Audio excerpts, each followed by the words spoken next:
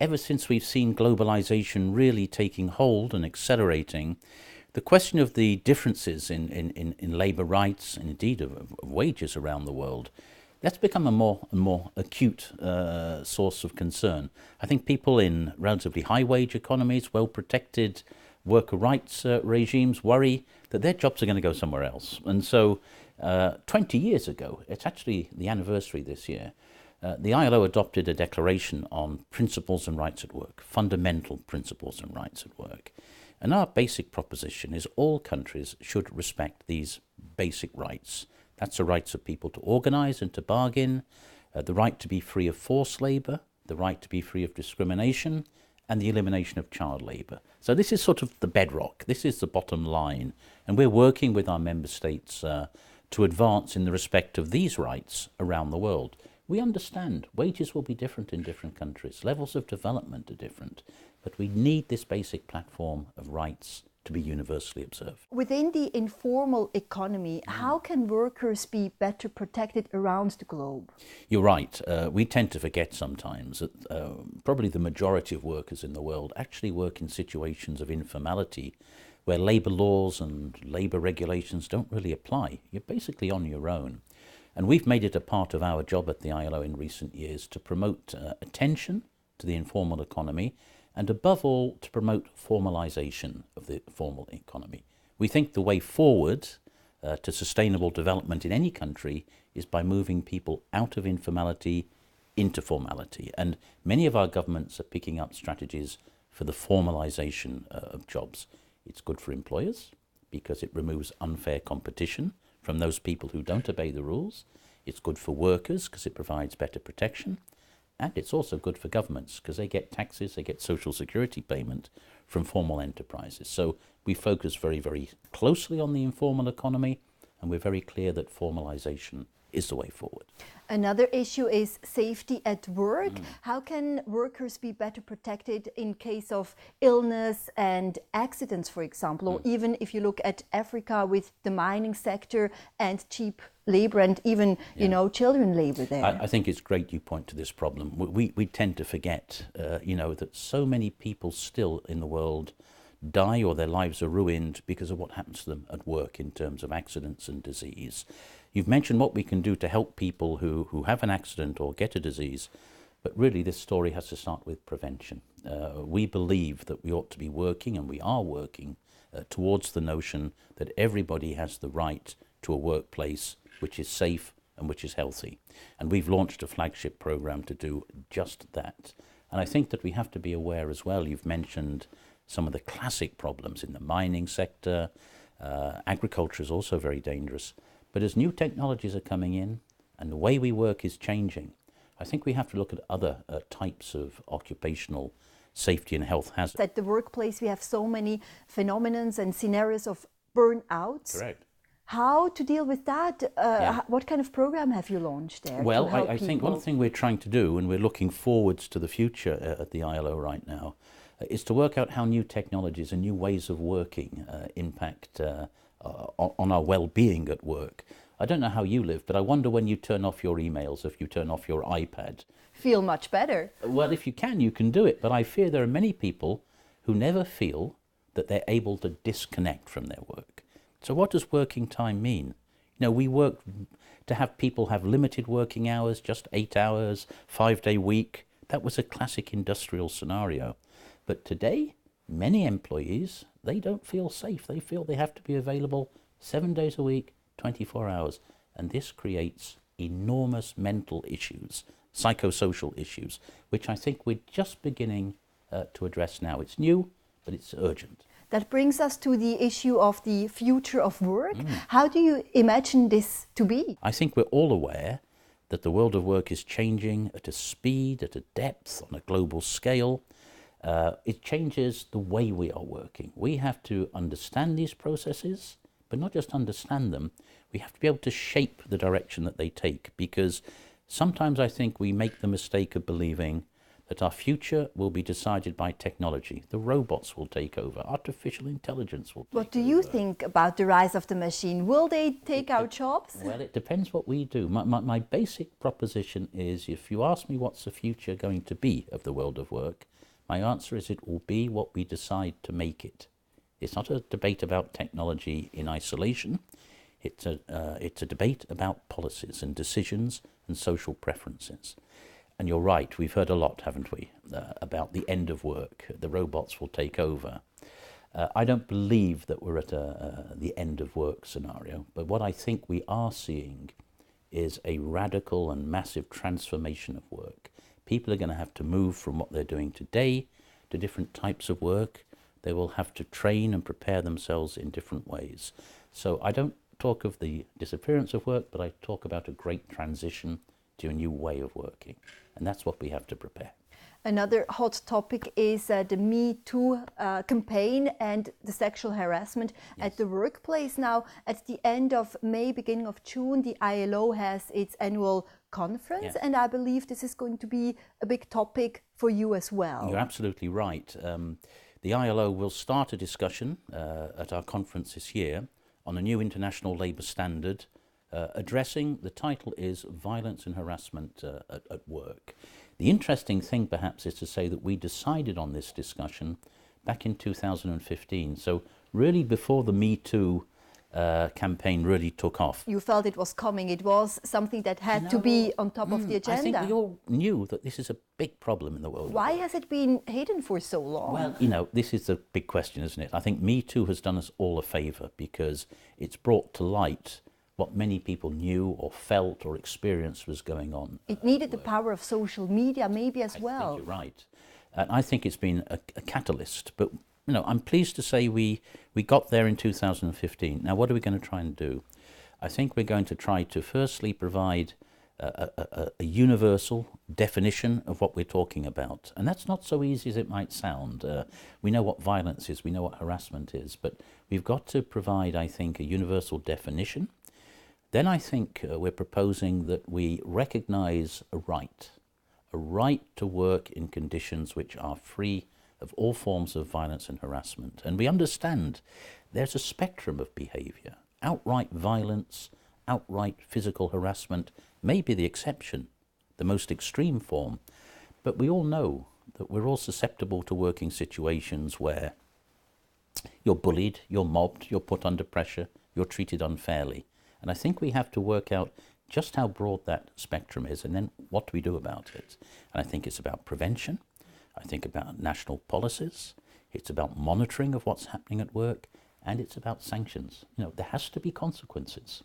And so we're going to wrestle, I think, with all of these issues. I think there's going to be a big debate about what the responsibility of governments is and what the responsibility of the employer in his or her workplace is. So we're looking forward to a really important but not an easy debate. It's always the same with not just the ILO, but with UN agencies in general as well, the implementation phase afterwards and the acceptance by governments around the world. How, you know, tricky do you see this play out? Yeah, and in the ILO system, just to make it clear, this is a 2-year debate, by the way, so we'll finish it next year. If we adopt a new ILO convention on violence and harassment at work, it's then for our member states to go back and to ratify, that is to say, accept this convention, then it becomes law in that country. So we have then, when we have our new convention, to press the button to say, okay, now start the ratification process, and then we have to work with member states, as you've indicated, to make sure this is not a beautiful document negotiated in Geneva, but something which actually has an impact in workplaces. We understand that's what really, in the end, is at stake.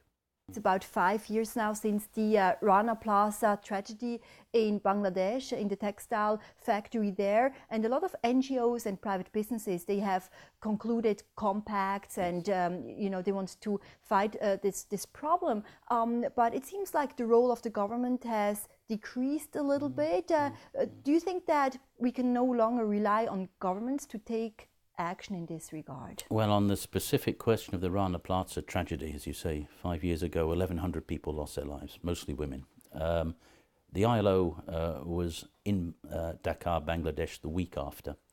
We negotiated with the government of Bangladesh and their trade unions and their employers an action plan to address issues of safety and health, particularly, not exclusively, in the ready-made garment industry.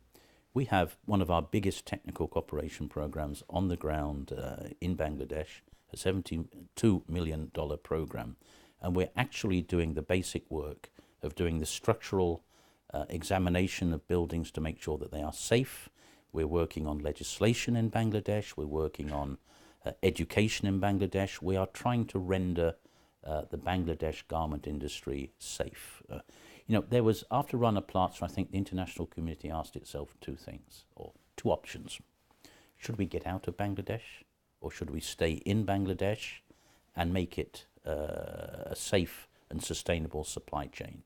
It's a vital part of the today, the ready-made garment industry's global supply chains.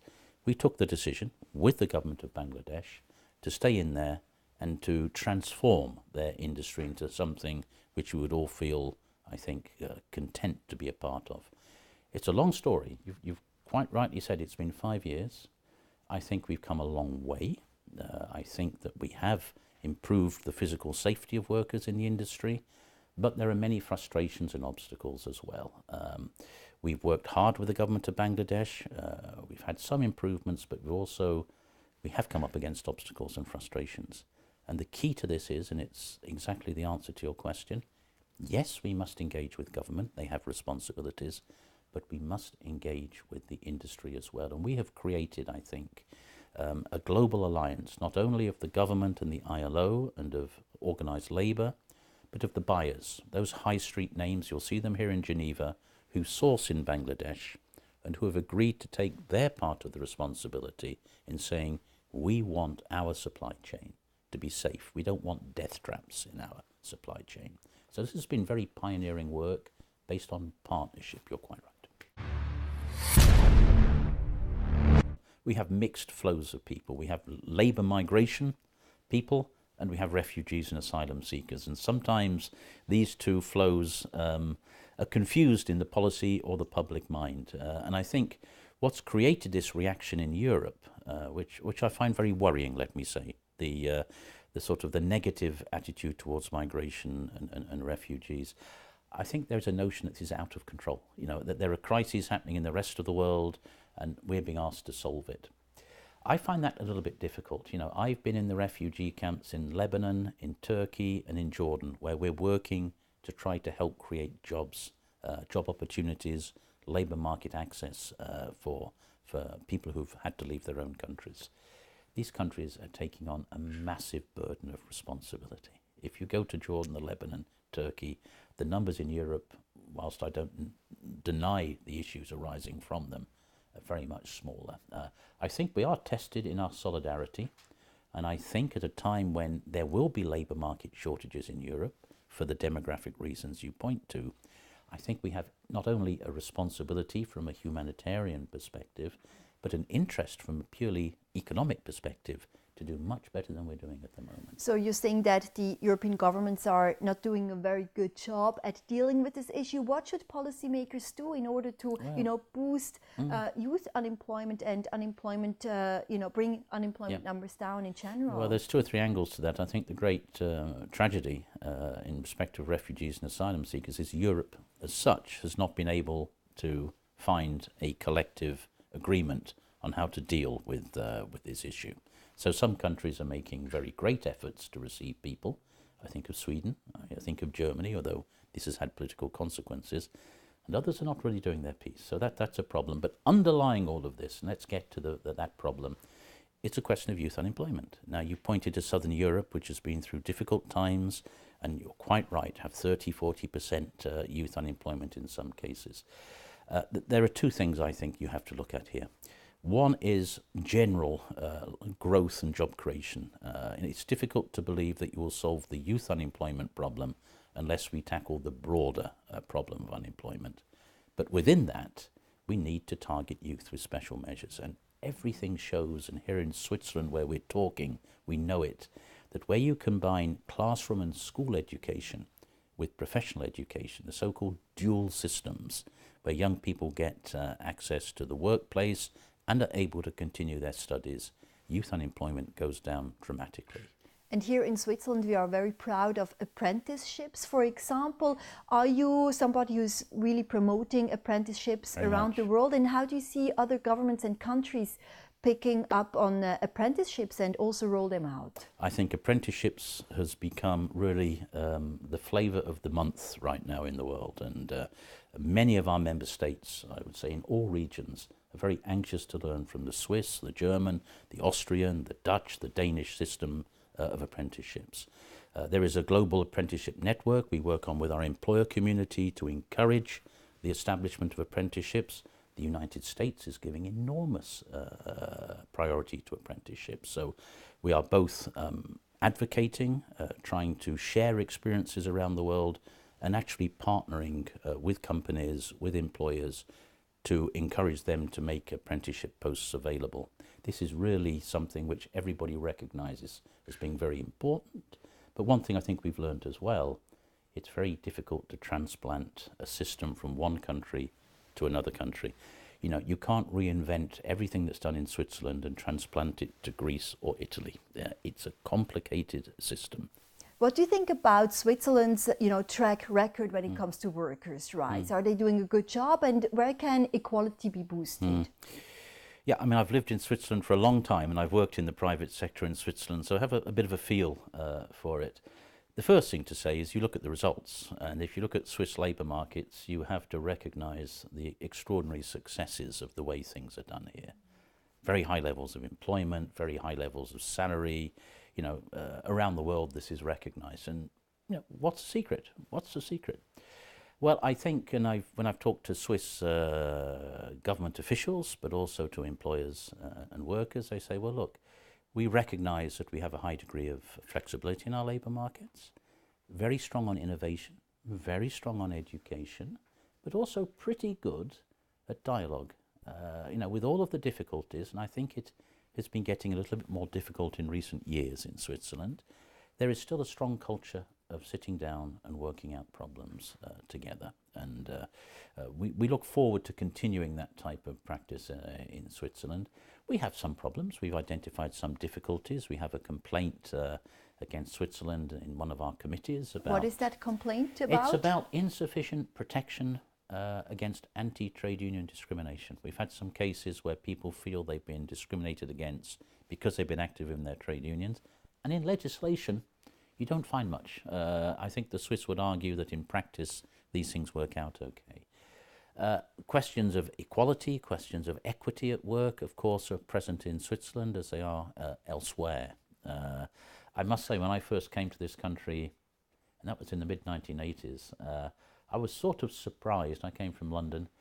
The way women's participation in labour markets was sort of seen, and I think it's changed a great deal, surprised me.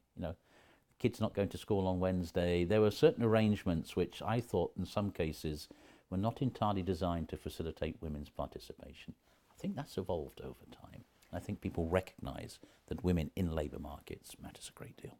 Now, the ILO is a big administration and bureaucracy as well. We're sitting in a huge building. How are the UN reforms and the push for those impacting the organization? Well, of course, we're part of that big UN family, and so we take very seriously the UN reform. And over the last years, particularly since Secretary General Guterres has taken office, we've been strongly supporting the process of UN reform. I just came back from a reform meeting. But what does it mean concretely for us? Well, firstly, I think we understand that there is a strong expectation, I would say, of member states that the different pieces of the UN system work more cohesively together. You cannot have 10 or 15 organizations from the UN family sitting in a country and operating independently of each other. And we've got a great organizing framework in the United Nations 2030 Development Agenda, which gives us a framework to all work together. And we're very lucky because that 2030 agenda puts decent work right at the center of development processes. So we're working together on that. Resolutions have just been adopted in the General Assembly on how we are to work together. I think we have to now turn, as you said earlier on, from the adoption of a resolution to the implementation of the resolution. So we're very enthusiastic. Another hot topic here in Geneva is the salary cuts for UN employees, and a lot of employees have been calling for strikes as well. What do you think about those? Are they, in a right position to ask for higher salaries and go on strike? What is your position on that? Well, it's been a very painful experience at the ILO. We had a strike here, let me be very clear, because a pay cut, as you've described it, in fact a reduction of, it will be about 5% in salaries of the UN system in Geneva, will be applied here at the ILO. Nobody likes that. Nobody likes that. Now, I have to say that we have to play by the rules of the UN system. We're part of a UN system which sets salaries in a particular way. My only concern in these matters, or my primary concern in these matters, is that that system of salary setting, it's done by something called the International Commission on the Civil Service, that they act fairly and they act according to the mechanisms which they have in place. So we are trying to work with that organization, the ICSC, to make sure that it operates in the correct way. Of course, the reduction of salaries is a hard thing. I've never met anybody who appreciates having their salary reduced. We have to live with the realities in which we are set, but we also have to make sure that the system works fairly, and that would be my concern. Let's also talk about the status of consultants within the UN and also interns who very often have a very low salary or no salary at all, and sometimes are not covered by medical insurance. Yeah. What do you think should be done in this area? Look, I think there is more focus, and it's a good thing, on the way internships operate in the UN system and more generally. At the ILO, we think it's our particular responsibility, I take it as our responsibility, that our internship system works really as the best. We pay our internees. We don't take them for nothing. We don't pay a salary. We can't pay a full salary. We pay what we call a stipend, something which will enable them at least to have some means of income. But the second point, I think, it's the second responsibility in respect of internships, is that people come here, they come here for 6 months, they don't just sit here and then put ILO on their curriculum vitae. They have to learn something. What about the status of UN consultants? How has the situation changed in the last couple of years, and where do we stand now? Yeah, I mean, it is part of our life that we hire consultants on a short-term basis to come in and do specific jobs for a specific period of time. So we have our permanent secretariats, and we have this rather floating population of consultants in and out. Now, I think they're a very important part of the life of the ILO, and I think it's important that they are treated properly. There is, of course, a whole variety of contract situations which arise from that. Quite rightly, people worry about precarity, they worry about things going wrong. My view is, and we're in negotiations with our staff on this, that we need to have clarity on contract policies, and we have to make sure that different contract modalities are used specifically to deal with specific circumstances. And that's what we want, and I actually think we're going in the right direction. Before we go, Mr. Ryder, the ILO is going to celebrate a big birthday next year in 2019, 100 years. What does the future of the organization look like? Look, I'm very optimistic about the future of our organization. We are 100 years old. We're much older than the United Nations. We're the one survivor of the old League of Nations. And, you know, the founding principle of the ILO, it was, on the aftermath of the First World War, is that if you want peace in your societies, you need social justice, you need to take care of conditions at work. Now that's a message from 100 years ago. And just think for yourself, does that message sound relevant to the world today? I would say yes, it is, because we live in difficult, unstable times. People are worried about their jobs. We're all thinking about the future of work. So the ILO has a job to do. The question is, are we going to rise to the task?